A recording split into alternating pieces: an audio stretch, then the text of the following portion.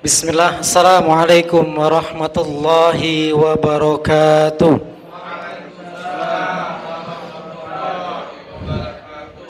Alhamdulillah, alhamdulillahilladzi arsala rasulahu bil huda wa dinil haqq liyudhhirahu ala dini wa kafa billahi shahida.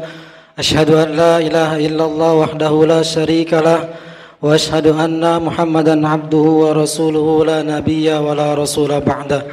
Allahumma salli wa sallim ala nabiyyina Muhammadin wa ala alihi wa ashabihi wa man tabi'ahum bi ihsan ila yaumiddin.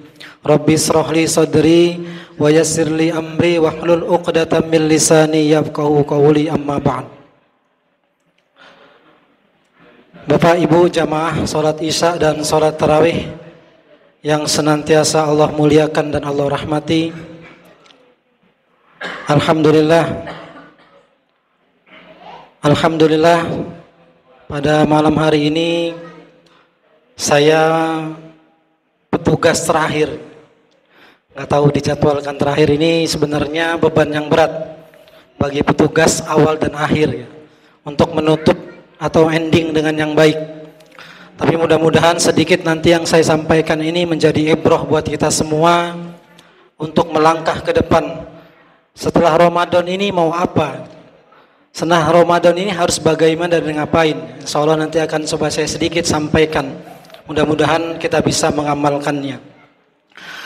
Bapak Ibu jamaah yang dirahmati Allah, ibarat orang yang mau berpergian saat ini Ramadan sedang berkemas-kemas, akan pergi meninggalkan dalam waktu yang cukup lama, kurang lebih 1 tahun. Artinya sudah tidak ada lagi kesempatan-kesempatan kita untuk mendapatkan pahala-pahala yang berlipat dari Allah. Nanti ketika masuk bulan Syawal, maka Allah sudah cabut semua keberkahan-keberkahan, keutamaan-keutamaan yang ada di bulan Ramadan. Tentunya dalam menyikapi dan merespon kepergian Ramadan ini ada 2 perasaan yang dialami oleh manusia. Yang pertama yaitu senang dan yang kedua adalah sedih. Perasaan senang pun dialami oleh 2 golongan orang. Golongan orang-orang yang beriman pasti akan senang karena sudah merasa puas memaksimalkan ibadah Ramadannya.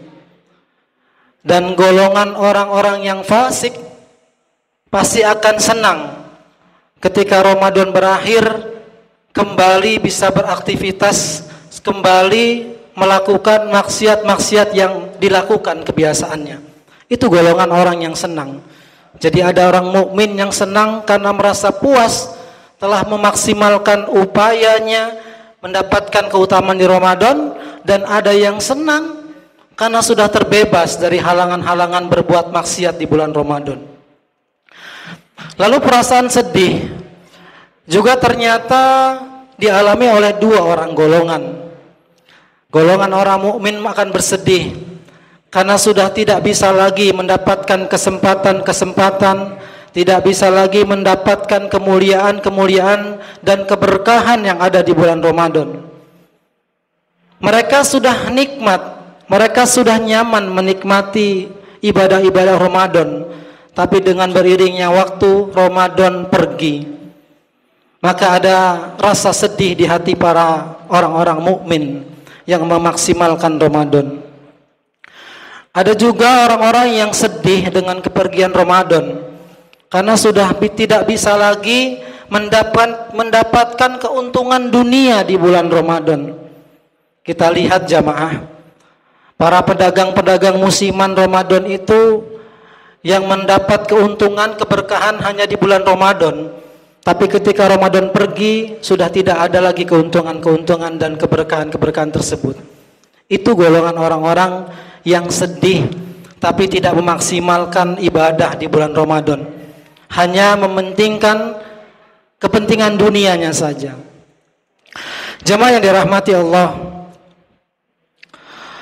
Allah Subhanahu wa taala yang kita sujud dan ruku di bulan Ramadan itu sama dengan Allah yang ketika kita ruku dan sujud di bulan Syawal dan Dzulhijjah serta bulan-bulan lainnya.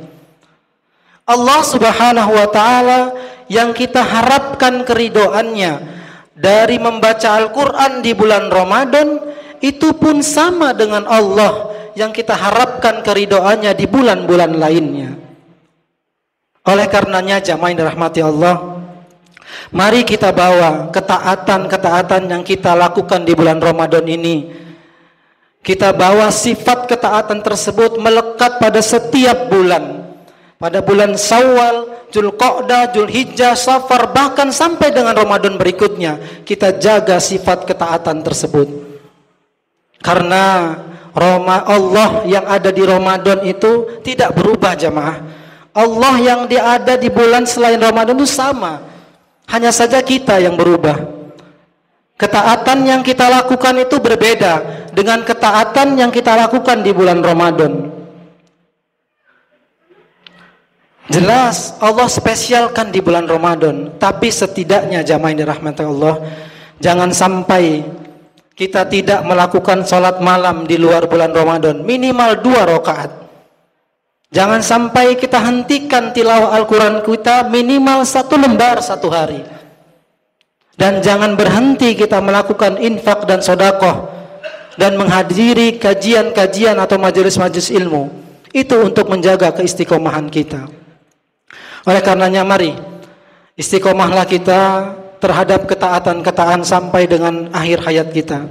Karena Rasulullah SAW pernah menyampaikan hadis yang diriwayatkan dari Ibunda Aisyah radhiyallahu anha bahwasanya Rasulullah SAW bersabda, sebaik-baiknya amal itu bukan yang banyak Bapak Ibu, tapi amal yang terbaik itu adalah yang dilakukan secara terus-menerus walaupun sedikit. Itu kata Rasulullah SAW. Oleh karenanya mari jangan akhiri ibadah kita hanya di Ramadan ini saja. Kita teruskan ibadah Ramadan kita. Salat Isya, salat subuh dan salat-salat lainnya kita maksimalkan, kita upayakan untuk bisa berjamaah di masjid. Itu salah satu untuk menjaga keistiqomahan kita agar tetap iman kita terjaga. Jangan sampai terbersit di pikiran kita ketika Ramadan pergi kita akan melakukan kemaksiatan lagi. Nauzubillahi min dzalik. Mungkin itu yang bisa saya sampaikan. Kurang lebihnya mohon maaf. Semoga menjadi ibrah lagi-lagi buat kita semua untuk tetap semangat. Karena para ulama menjelaskan kepada kita sebaik-baik manusia itu adalah yang tidak hanya beribadah di bulan Ramadan. Jadilah manusia yang Rabbaniyun, bukan Ramadoniyun. Jadi beribadah itu sepanjang masa sampai Allah mencabut ajal kita. Kita wafat dalam keadaan husnul khatimah. Amin Allahumma amin. Demikian semoga bermanfaat. Wa sallallahu ala nabiyyina Muhammadin wa alihi washabbihi wasallam. Wa akhiru da'wana alhamdulillahirabbil alamin. Subhanakallahumma wa bihamdika asyhadu an la ilaha illa anta astaghfiruka wa atubu ilaik. Wassalamu alaikum warahmatullahi wabarakatuh.